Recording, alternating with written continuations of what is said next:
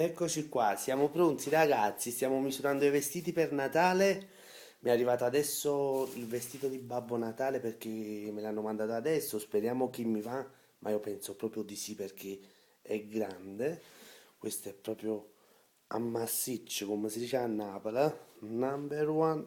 Qua ci sono i guanti, eccoli qua.